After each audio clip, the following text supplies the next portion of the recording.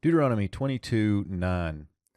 Lo tizra karmecha kil ayim, pen tikdash hamelea hazera asher tizra u tevuat hakarim.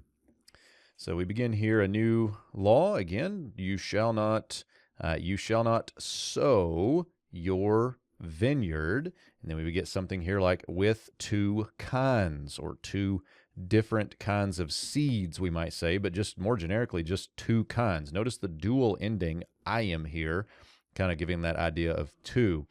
You shall not sow. We have here the call imperfect 2ms of the verbal root zara, to sow seed. And you shall not sow your vineyard with two kinds of seed.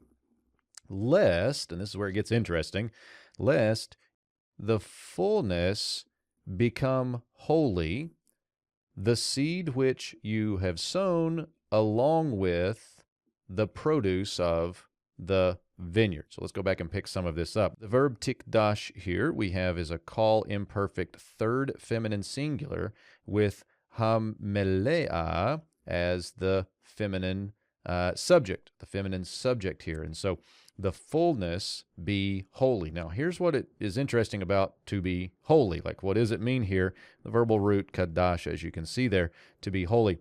It's not that when you plant it with two kinds of seeds, which you're not supposed to do, that it now makes it holy, but rather it is to be set apart or uniquely set aside. And some would argue this is because it's become defiled.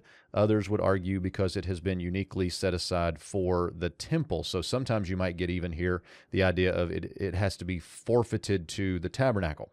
Either way, this is not to be done. Sow your seed with two kinds, sow your vineyard with two kinds of seed. Otherwise, it has to be forfeited in some way, either defiled or given to the tabernacle, the fullness of it. And the fullness then gets further defined here as the seed which you sowed, another call imperfect 2ms of the same verbal root, very similar to the form up here, the seed which you sowed. And then I would call this a vav of accompaniment along with the produce of the vineyard.